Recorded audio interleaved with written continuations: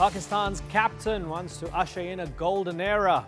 In our exclusive interview, Imran Khan tells TRT World he'll no longer fight other countries' wars, plus why his relationship with China is so important and how he's cleaning up corruption. I'm Imran Garda, and today's newsmaker is the Prime Minister of Pakistan.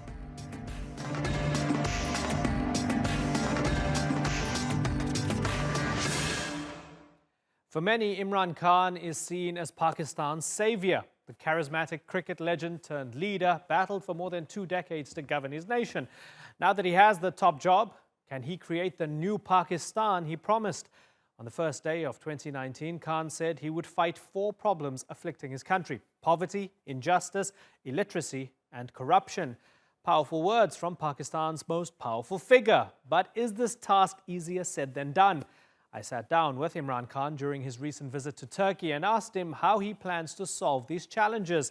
He had strong words for the US and a message for Indian Prime Minister Narendra Modi, plus a surprising take on why he won't criticize China. But first, Shoaib Hassan takes a look at the man who went from the pitch to the world of politics. It's one of the toughest jobs in international politics. The leader of a nation in one of the most complicated regions in the world. But since being elected Pakistan's Prime Minister, former cricket superstar Imran Khan says his PTI party is up to the challenge, and so is he. मैं आपको ये वाज़ेह कर दूं कि रियासत अपनी ज़िम्मेदारी पूरी करेगी, लोगों की प्रॉपर्टीज़, लोगों की जान और माल की हिफाजत करेगी, हम कोई तोड़-फोड़ नहीं होने देंगे, हम कोई ट्रैफिक नहीं रुकने देंगे। मैं आपको अपील करता हूं कि रियासत को उधर तक ना लेके जाएं, वो मजबूर हो जाएं एक्शन लेने के लिए। Khan made these comments when riots by extremist groups erupted after a court decided to acquit a Christian woman on blasphemy charges. The PTI, Pakistan Tehreek-e-Insaf, or Pakistan Justice Movement, has pledged to hold the powerful in Pakistan to account. Khan's election campaign was based on promises to bring back funds looted by corrupt politicians and punish the guilty. The campaign was later taken up by the superior judiciary, who have since convicted former Prime Minister Nawaz Sharif on corruption charges. It's derailed the opposition campaign and provided Khan with a powerful mandate. Since then, other top leaders like former President Asif Zardari are also set to stand trial. Zardari has been charged in a multi-million-dollar scheme to siphon state funds and has been barred from leaving the country. But Pakistani media says the judiciary's campaign is backed by the powerful military establishment, and it says it's meant to ensure Khan's grip on power. During the election campaign and since, it's been clear Khan enjoys public backing for taking action against the political elite. But corruption is perhaps not the most immediate challenge facing Khan's leadership. Militant attacks remain a serious threat, and some say mob violence and extremist groups are causing a breakdown of law and order. But it's the tottering economy that remains top of the agenda. Inflation has skyrocketed and currency reserves have dipped to an all-time low. A vast majority of people survive on less than $2.50 a day. Khan says the situation is getting better, but that Pakistan needs more foreign investment. Saudi Arabia से एक ज़बरदस्त package मिल गया हमें, और उसकी वजह से इंशाअल्लाह अब हमें उम्मीद ये है कि IMF से हम जब कर्जा लेंगे भी तो वो हमें इतना ज़्यादा हमारे पर बोझ नहीं पड़ेगा। मैं इंशाअल्लाह आने वाले दिनों में आपको और भी खुशखबरी सुनाऊंगा। हमारी और भी 2 ममालिक से बात हो रही है और इंशाअल्लाह उनसे हमें इसी तरह का पैकेज हम एक्सपेक्ट कर रहे हैं। The search for investment means Khan has spent the first few months of his tenure traveling the globe, particularly the Arab world and now Turkey. He says he wants to minimize an impending bailout from the IMF and reduce the risk to the rupee. It already underwent a major devaluation after Khan's financial team took charge. That means Pakistan is now short of dollars to pay for imports, especially the fuel which drives its industrial sector and powers the country's electricity power grid. Where the current rate stands today has nothing to do with the IMF negotiation. I was listening to someone saying on TV today that this is linked to the agreement with IMF. It has no link whatsoever with that. Protests against electricity breakdowns mark the beginning of the end for Pakistan's last 2 governments. and have now led to the first mass criticism of the PTI. So, is the honeymoon for Imran Khan coming to an end? And can he and his party now turn rhetoric into action and deliver on the challenges facing Pakistan? Shoaib Hassan, the Newsmakers. Prime Minister Imran Khan, good to speak to you again. The last time I spoke to you, you were a candidate. You had big dreams, high hopes, and you told me that you were up against the mafia. So, has the mafia been defeated? You know, this is very few times in when a status quo goes, an entrenched status quo which has been embedded in the society for 30 years, to remove them through a political transition is very difficult because they control mostly all institutions. They have made huge amounts of money which they can use to buy almost anyone. So this was one of a genuine popular public movement which removed the status quo.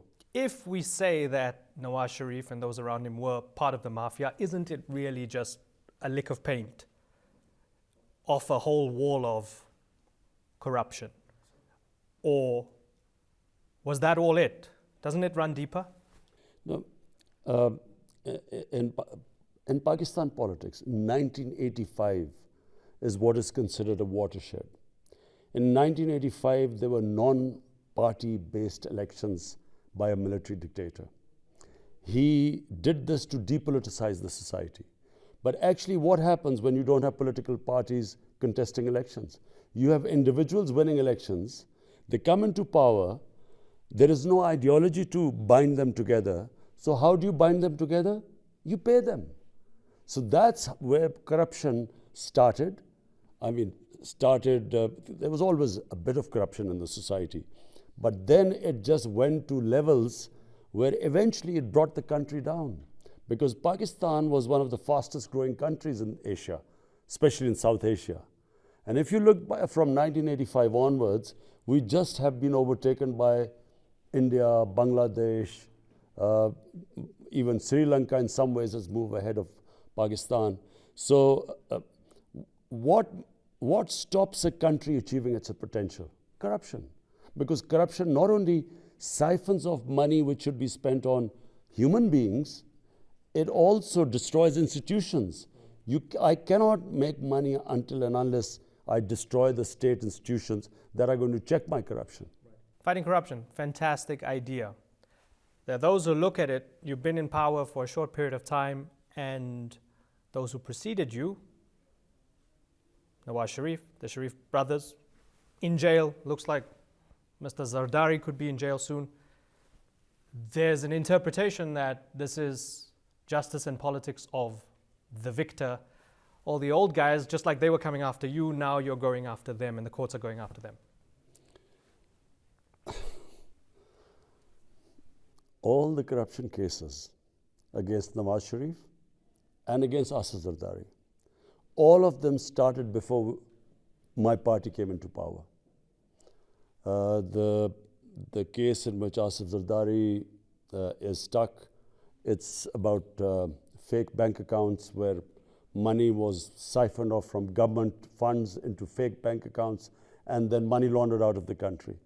Now that investigation started in 2016, 2 years before we came into power. The cases against Sharif, the two Sharif brothers, all of them were before us. So none of the cases were initiated by us. And in fact, we haven't initiated any case at all as yet. All that has happened is that the state institutions are no longer controlled by the mafia. So they are independent to work. That's all that's happened. They are free now to go after anyone, no matter how strong, land grabbers, mafias, criminal politicians.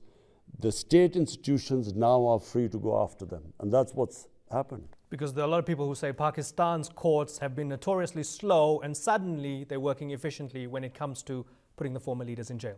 Why were they slow? Because they were slow because the governments did not allow courts to function. The state institutions that were supposed to prosecute the criminals, the big politicians, those state institutions were controlled by the same politicians. So nothing was happening. So in our entire history, the powerful always got away. It was only the poor people, the weak people that got stuck in jails. So this is the first time, and that's the major change that has taken place in Pakistan.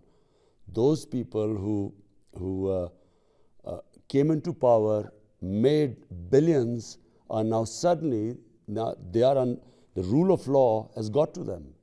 The state institutions are now taking action against them. You came to Ankara.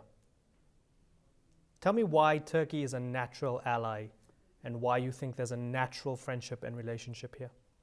Well, firstly, there's a history behind this.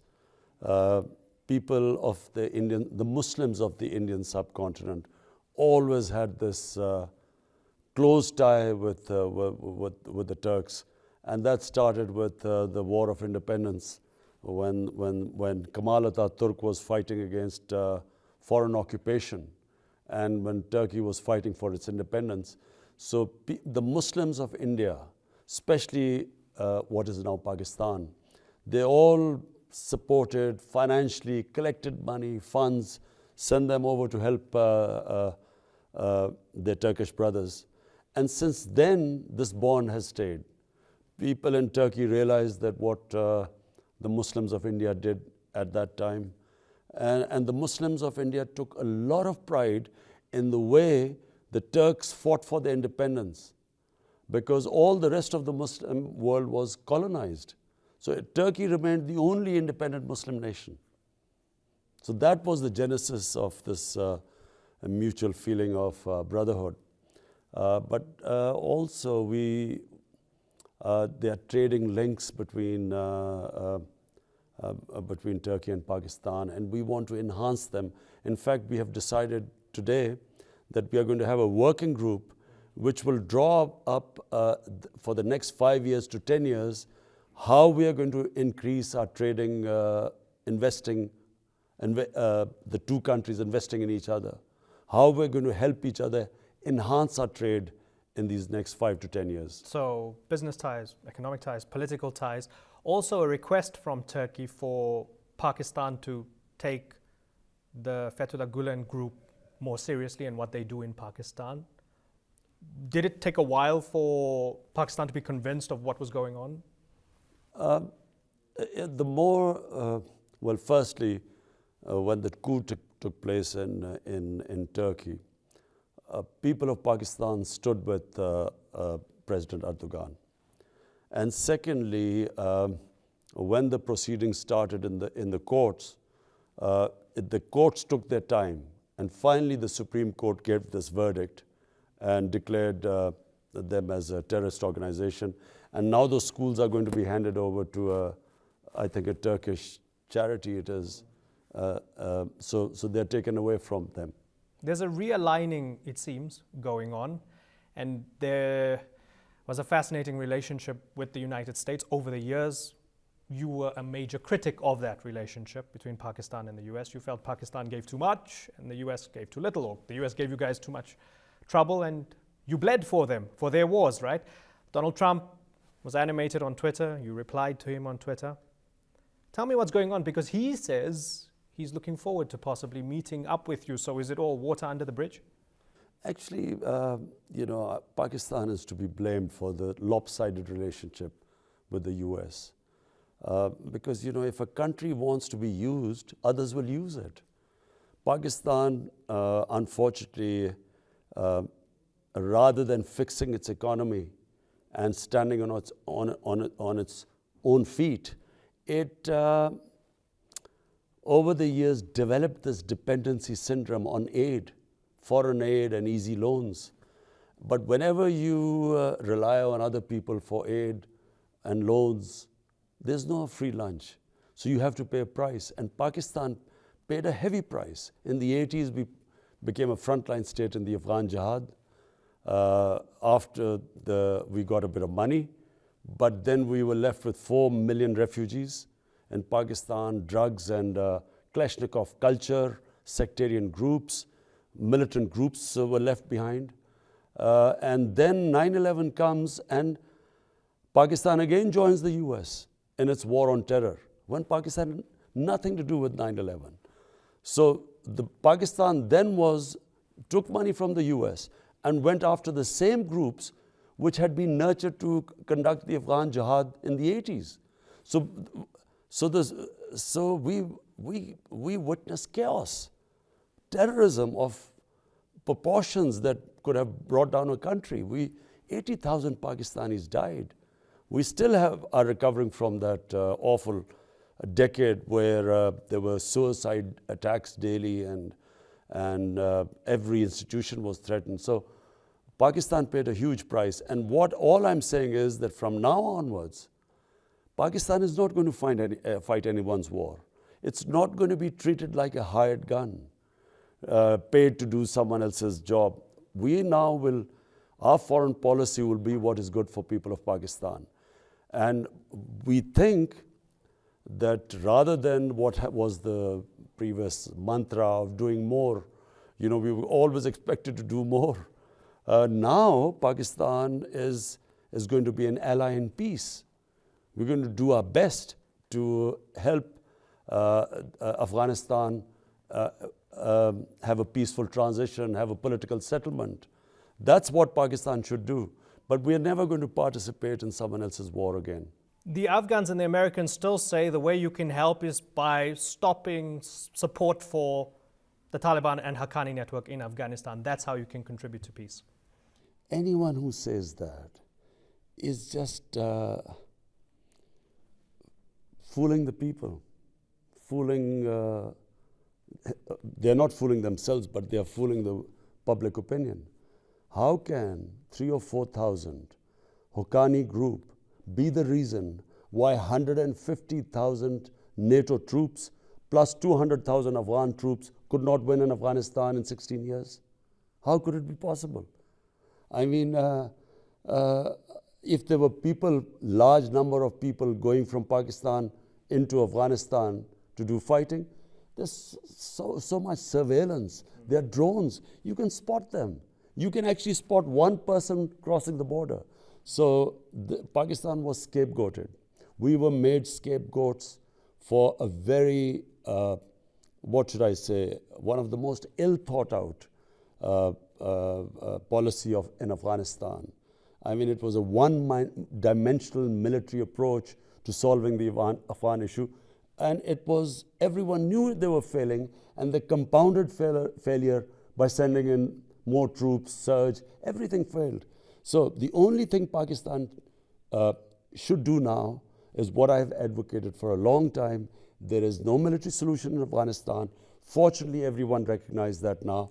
And what Pakistan can do is do its bit, along with the neighbors of Afghanistan, to get the Taliban to sit with the Americans and Afghan government and have a political settlement. When we were in Islamabad just over a year ago, Tehreek-e-Labbaik Pakistan shut down the capital. We interviewed them on the streets. They were very confident. They had a feeling that when they were angry, the government had to listen. After Asia Bibi was ordered released by the Supreme Court, they flared up again. You didn't blink. And now their leadership's in jail on terrorism charges and so on. What's that going to tell us about your leadership and your premiership moving forward when it comes to those groups? There is no way the state can be held hostage to people who refuse to follow the orders of the Supreme Court. The case of Asia Bibi is a tragic one. It's where she was in jail, and then the Supreme Court of Pakistan found that she was innocent. Now, this one particular group refused to accept the Supreme Court's decision. Now, if in a society the Supreme Court's decision is not accepted, it's basically the end of a civilized society. Then there's no rule of law. So we tried our best, we talked to them and did everything. Eventually, the state had to take action. It seems as if there was a small compromise to be made at around about the same time, which was your nomination for a financial advisor or finance ministry advisor who happened to be an Ahmadi, and because you didn't want the trouble, it was rescinded because you don't want to open up that Pandora's box. Is that the way politics has to be played in Pakistan? Look, at the moment, Pakistan faces multi-crises. Fortunately, Pakistan is getting out of all the crises. The biggest crisis we faced was a current account deficit. We were left with a record deficit. Our foreign exchange reserves were low. We were barely able to pay 3 months of our imports. We were going to default on our foreign borrowing. So that was the immediate crisis. But there were other crises. There was institutional breakdown and so on. So when you wake up in the morning, you have to pick which of these challenges am I going to take on first. You have to prioritize your challenges. And there's no government in the world which faces multi-crises and then takes on all of them at the same time. There will be time to take on other crises which we are facing. But at the moment, the main crisis was our economic one. And I'm very pleased to say that in these 4 months, we have stabilized. And now we are moving on to increase our exports, to increase our foreign remittances, and then, above all, to increase investment in Pakistan. And that is critical for job creation and our, boosting up our foreign exchange reserves. So the most important thing was the economy. But there are other areas which need attending to, and which we are doing, but which will gradually take time. So the short answer is, you don't pick all your fights at the same time. Understood. I have 2 more questions for you. And I know you're tight for time. So related to needing investment, boosting the economy, reviving the economy, getting people to work, CPEC, China's Belt and Road Initiative. You might not like this question, but I'm going to ask it anyway. I saw in your communique with President Erdogan, you spoke about support for the Palestinian people, for example, reaffirming support for the Palestinian people. You're doing business with China. Does that mean you can't criticize them when it comes to what they're doing to the Uyghurs and putting possibly 1 million Uyghur Muslims in re-education camps that look like concentration camps? I do not know the exact situation of this. Frankly, I just have to tell you the truth. In Pakistan at the moment, since we've been in power 4 months, I've taken 5 days off. I'm serious, 5 days in 4 months. It's because of the intensity of the issues which we immediately faced. New government comes in, first time in power. There were so many different issues to settle. So, to be honest, I actually don't know much about the situation. But I can tell you one thing: the Chinese have been, what can I say? In this doom and gloom which we inherited, the Chinese have been a breath of fresh air for us. They have been helpful to us in areas which I can't tell, because some of the areas they want us to keep confidential. The Chinese government, every culture has its own way of working, but they work in a very confidential way. They do not like to bring things out in the public. So I can't talk about all the ways they've helped us, but they have been extremely helpful to us. And I must say, the future, we have these plans of reviving our economy. China is going to play they're going to play a huge part, because we have these special economic zones, we have cooperations in agriculture, investment in Gawadar. So, if it's going on, would you criticize it?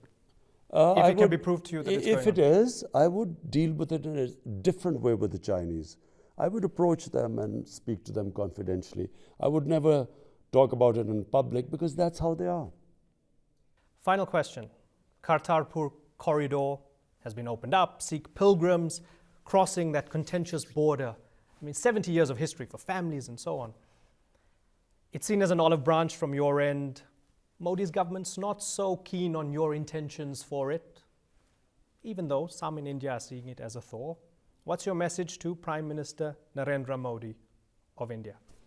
Well, it is, apart from this Kartarpur, I have already asked the Indian government, specifically Prime Minister, that look, you come, You come one step towards us, we'll come 2 steps towards you. 2 nuclear-armed countries cannot think of war. They should not even think of Cold War, because Cold War can turn hot at any stage, and you do not take a chance when 2 countries have nuclear bombs. So the only other option is to solve your issues through dialogue. Unfortunately, we have been rebuffed so far by India. And I feel the reason is the Indian elections in April. And since the elections are coming in, I feel that this anti-Pakistan rhetoric gets votes to BJP, which is Narendra Modi's party. And I have to say that I'm disappointed. But again, I reiterate, 2 nuclear-armed countries should never think of sorting out their differences through war. It's suicide. And we will keep trying. The problem at the moment is also Kashmir. Apart from the Indian elections, it's Kashmir. Now in Kashmir, the Indian brutality in the last year has just been mind-boggling. They have been killing, shooting at boys, blinding them with pellet guns. They have killed, I don't know, about 500 people in a year. And all they're doing is they're alienating the people of the Kashmir Valley. And, and also this hatred against the Indian, because when they kill people, there's a reaction. So what India is doing is it's palming off this reaction on Pakistan. Whereas now everyone recognizes, even the United Nations, they recognize that now it is an indigenous struggle. And the solution does not lie in brutality of your security forces. Solution lies in dialogue, and there is a solution there. But it is not with violence. Prime Minister Imran Khan, pleasure talking to you. Thank you so much, sir. Thank you.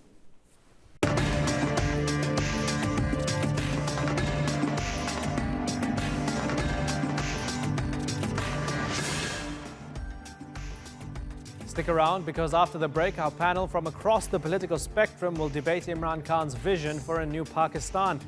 Is the PM wrong in Afghanistan? And are the authorities taking revenge on the former ruling party?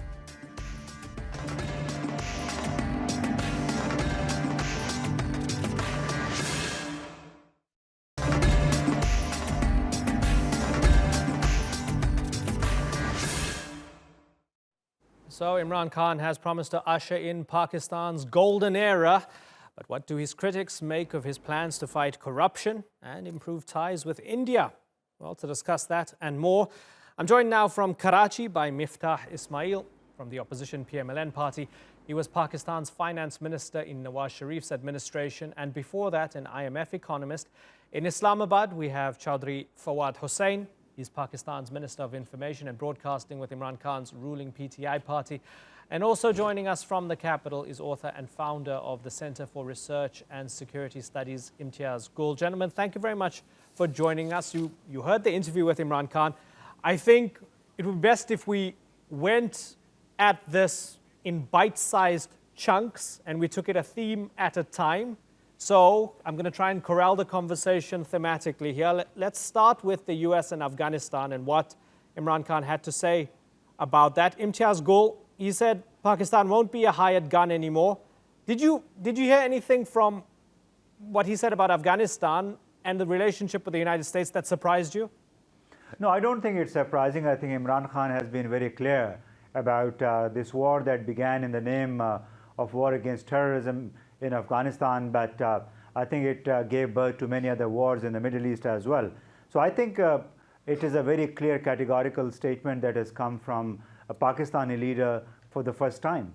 And Chaudhry Fawad Hussain, when we look at how he quite heavily pushes back against the very notion that Pakistan could be supporting the Taliban in any way, shape or form in Afghanistan, what I find interesting is that on this very show, we've had Asad Durrani, former ISI, we've had 2 former foreign ministers, Hina Rabbani Khaur and Khawaja Asif, all admit that yes, Pakistan used to do that, but it doesn't do that anymore. For Imran Khan, he believes it never happened. Isn't that a bit of a contradiction, or is he misinformed? Well, actually, Imran Khan is more informed on the issues of on the issues of Afghanistan than any other leader in Pakistan. For a reason that Imran Khan himself is a Pashtun. He is well known in Afghanistan. People in Afghanistan know him. He has a personal relationship in Afghanistan, and he has a very consistent stand since 9/11. He has been suggesting that Afghanistan needs a political solution and military solution won't go anywhere. And actually now it's heartening to see that the point of view of Prime Minister Imran Khan is now prevailing even in Washington, and Washington is actually now agreeing with what Imran Khan said earlier. Miftah Ismail, even though you're on the other side of the aisle, do you agree with your Prime Minister's policy when it comes to Afghanistan? I think Pakistan has had a very consistent policy over the years, and I think that Prime Minister was right when he said that you can't really blame Pakistan for the failure of the US to win this war militarily. Of course, the people in Afghanistan don't support the US, and so this just as in Vietnam, I mean, there is no way you can be a superpower, but you're not going to win militarily if the people are not with you. And the only solution to this, Pakistan's point of view has been this has to be a peaceful solution, which has to be an Afghan-led, Afghan-owned process. This has been the consistent stand for Pakistan for many years. Imran Khan is taking this policy further, and I have no doubt that that is the only viable way to peace. We cannot really, the US cannot really win a war here. And of course, it would be impossible for Taliban to defeat the US. So the best way is for them to sit together and negotiate. And Pakistan has tried always to help this, but Pakistan is not the only actor in this, foreign actor in this game. There are too many other countries. For the US to have blamed Pakistan that somehow we are controlling Taliban, I think is absolutely not true. But Pakistan has been and it's still playing the role that it can to bring these parties on the table. Imtiaz, Trump spoke about that $33 billion that he felt was wasted over 15 years because he felt that Pakistan had fooled the United States. Now he's sort of reaching out and saying we could possibly be friends, and maybe Pakistan could be the key in those peace talks in Abu Dhabi. Is Pakistan going to miss those billions of dollars in military aid coming from the United States? No, I don't think Pakistan will miss those billions. They were never billions if you average out the costs that Pakistan has suffered because of this war. I think the United States still owes at least $1.5 billion. Miftah Ismail Saab probably would better know. To Pakistan as reimbursements for Pakistan's military operations that the Pakistan Army carried out on the request of the US Army. But I think ever since this government has come, it has been a very categorical statement of fact that we are not looking for aid, we are not looking for picking up guns for any other country, and that the focus will be more, I think, on the internal problems and fixing the problems that afflict common people's lives in Pakistan instead of serving somebody else's cause. Right, okay, so let's look at some of those internal problems. And corruption. He's been an anti-corruption crusader, if I can use that word. Miftah, as a PMLN man, do you believe that this government has used the courts to come after your party, Nawaz Sharif? The Sharif brothers are in jail. Are they using justice instrumentally in a revenge fashion? I was disappointed in listening to the Prime Minister's interview and how he would speak badly of Pakistan's leaders, former leaders, to an international audience. I thought that was really not something a sitting Prime Minister should do. And you know, as much as I wish not to criticize my country's Prime Minister, but I think that you know, you talked about revenge. There is no revenge because we never were aggressors in the first place. But now the people of Pakistan are seeing that this whole facade of cases against Nawaz Sharif and Shahbaz Sharif are not coming to anything. Shahbaz Sharif is in jail now for I think close to 80-90 days, and there is not even a case registered against him. Nawaz Sharif was found guilty of one, and then the Islamabad High Court has given him relief. And to this day, there is no corruption case against Nawaz Sharif. It's just a trail of money that Nawaz Sharif has given and that the court is not accepting.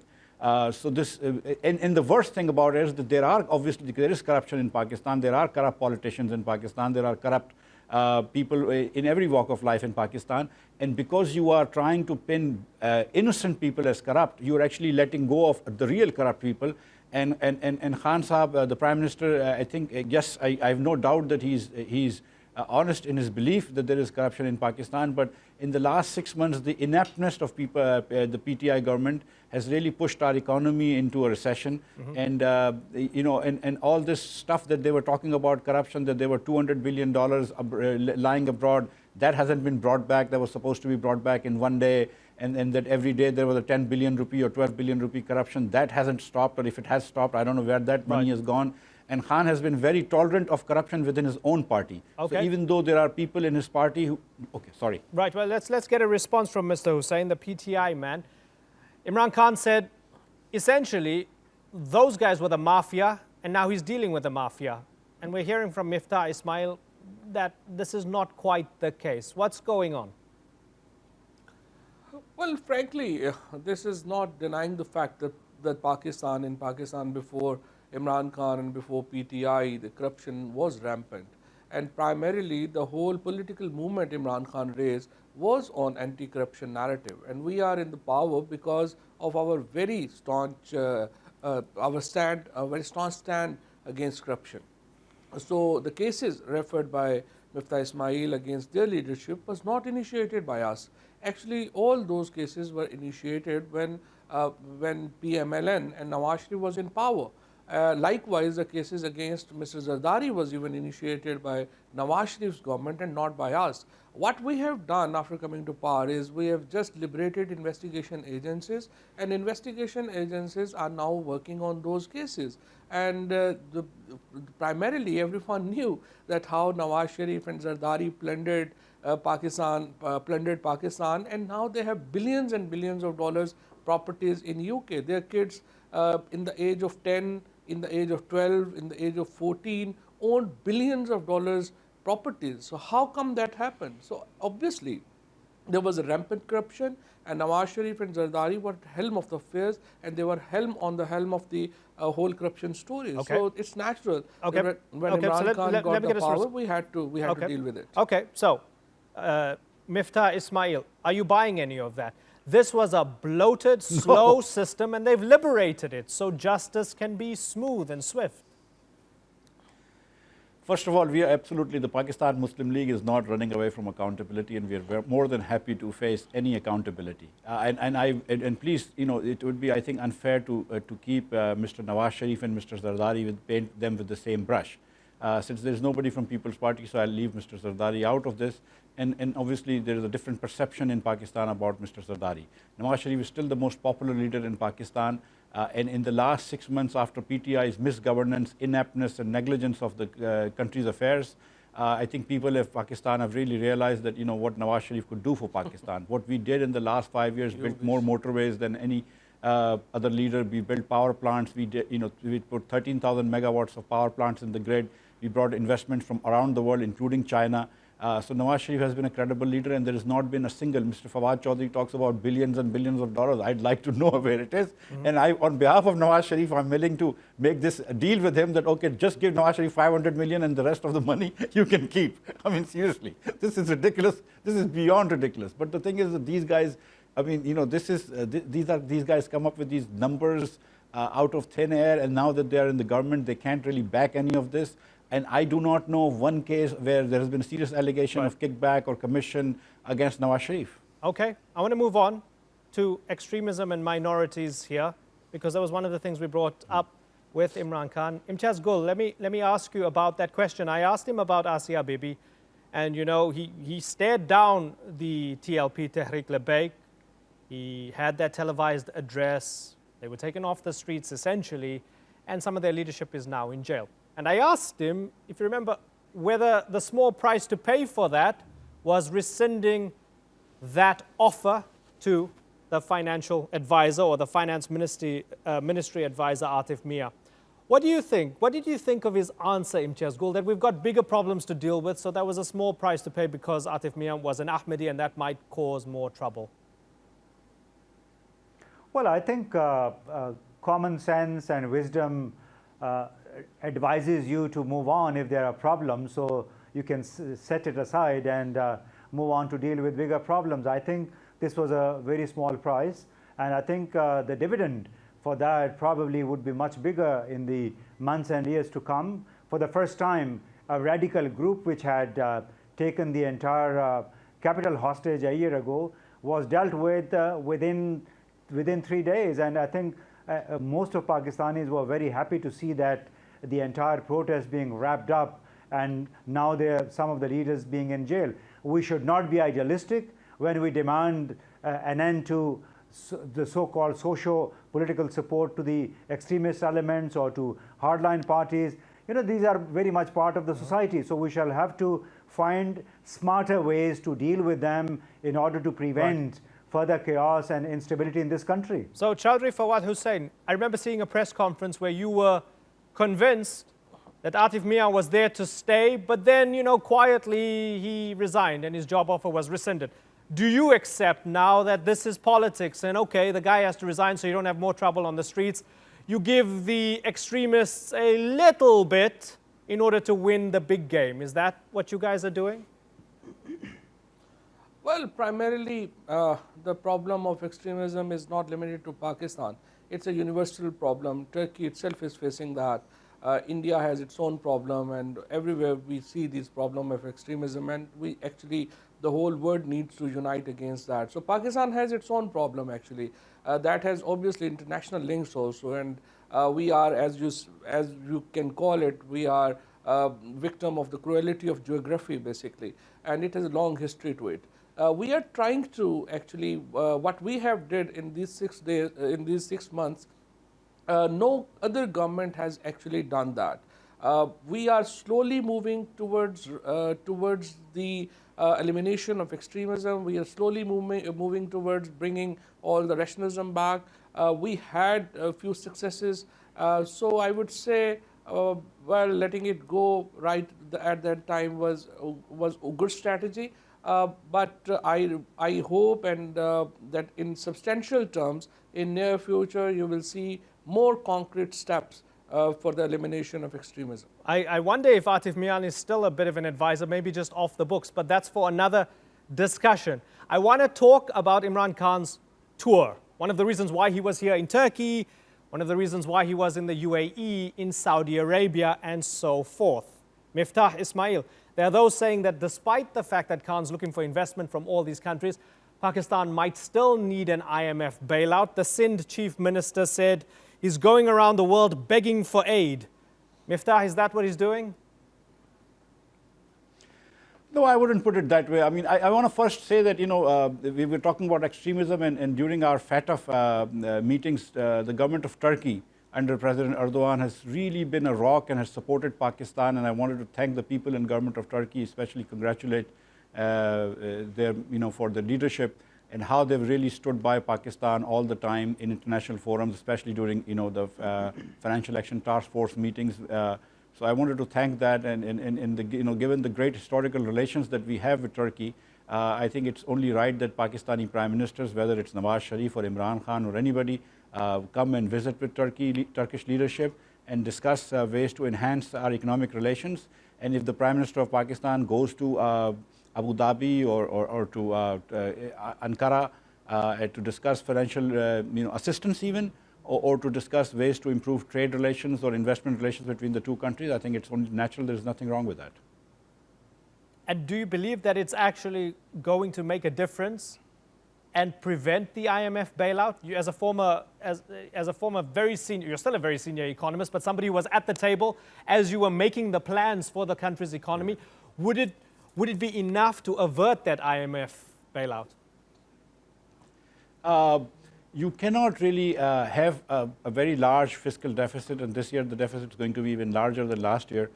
You cannot have a large trade deficit and then rely on either the IMF or friendly countries to continue to support you. You have to make fundamental changes. This government is actually in two minds whether to go with the IMF or not. I wish that they would once and for all decide if they wish to go to the IMF or not, and then tell us, so that there's certainty in the market, and then the markets can, you know, form opinions accordingly. At the moment, actually, the government is in two minds, so Yes, they're getting money from Saudi Arabia, from UAE. Perhaps they will get some help from other countries, China. But all of that money will not particularly help them unless they know what course what course they're moving on.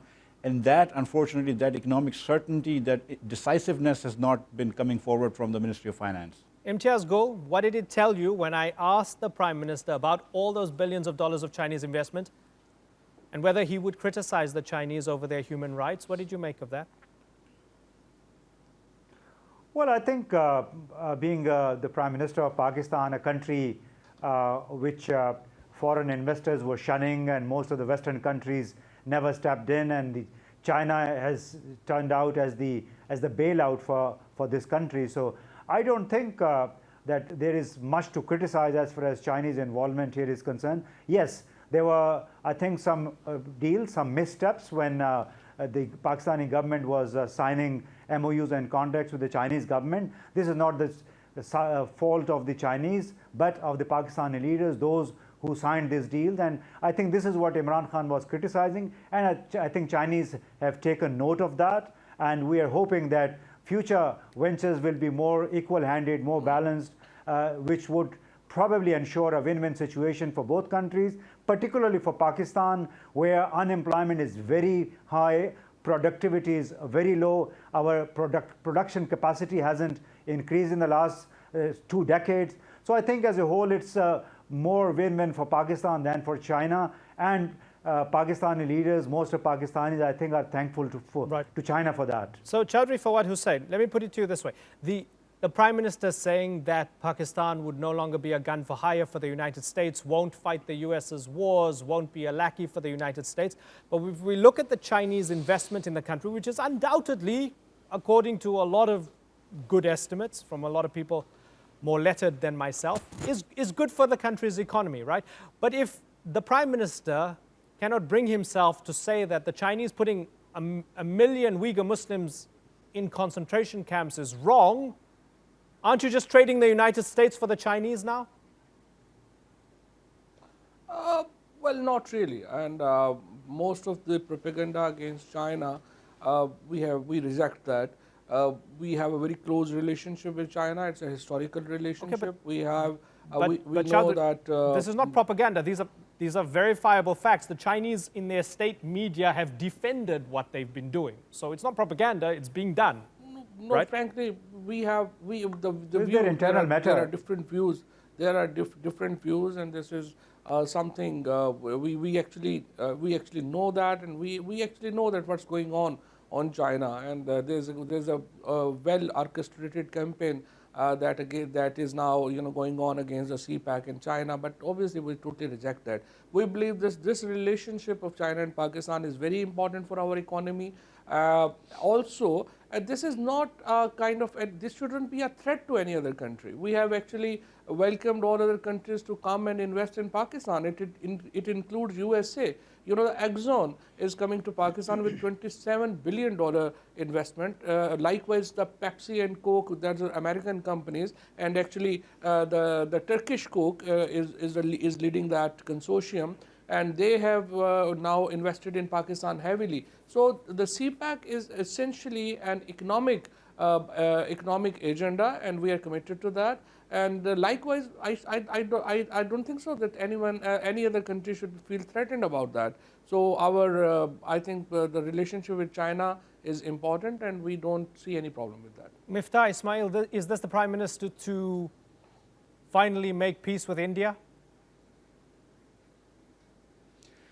I think, again, I agreed with the Prime Minister said that, before the Indian elections, there will not be any, further peace talks between Pakistan and India. In India, you still get votes for talking against Pakistan, for baiting Pakistan. And in India, unfortunately, and now you get a lot of votes for being anti-Muslims. And India has about 15–16% population, which is Muslim. But the amount of the sacrifices that are being made in Kashmir by the freedom fighters there, but not just in Kashmir. I think that throughout India now, Muslims are a fair game. Every week you hear stories about Muslims being killed for eating meat, beef. So Indian society is now going a really rapid change for the worse towards right-wing nationalistic society. This is sort of what General Zia-ul Haq did in Pakistan, and then we are still paying for all the extremist seeds that he had sowed, and we are still harvesting. The TLP is one. But India has a very large Muslim population. In Indian the dialogue in India has really changed. But in any ways, I mean, I'm hopeful for better relations between India and Pakistan. But I wouldn't really hold my breath because every time we try, something or the other comes up. But let's see what happens. Okay, Imtiaz Gul, very finally, big picture. He has had a few months to get his feet under the desk, to go out of Banigala and actually lead the country after being in opposition for so many years. After assessing the first few months as the honeymoon period ended, after listening to the 20 minutes of chat that he had with me, is this a strong or a weak Prime Minister, Imtiaz? Well, I think it's too premature to say whether he's weak or strong Prime Minister. Personally, he has great character. He is not tainted. He has no business holdings, no business interests. And I guess that I think this has taken a bit longer, I would say, given the mess that we have seen over the past 7 decades in Pakistan at the hands of a few handful ruling elites. It has been an alliance of ruling elites, both military and civilian. And the effect borne out by Pakistan's ranking by the Transparency International between 2001 to date, which has hovered between 130 and 138. And that basically is an illustration of the mess that the ruling elites have created in this country. And it has also thrown up a vested interest, forces of status quo, and to take on all these forces of status quo is not going to be easy. So Imran Khan shall have to really pull up his socks now and start giving the people confidence that they are about to deliver. Only then probably would he be able to brush aside the criticism that is coming from the opposition parties. Gentlemen, it's been a pleasure talking to all of you. Imtiaz Gul, Chaudhry Fawad Hussain and Miftah Ismail. I thank you all for joining us here on The Newsmakers. Well, that's all for this edition of The Newsmakers with me, Imran Garda. You can check out more of our stories on YouTube, Facebook and Twitter. Remember to like, follow and subscribe. Until next time, thank you for watching. Bye-bye.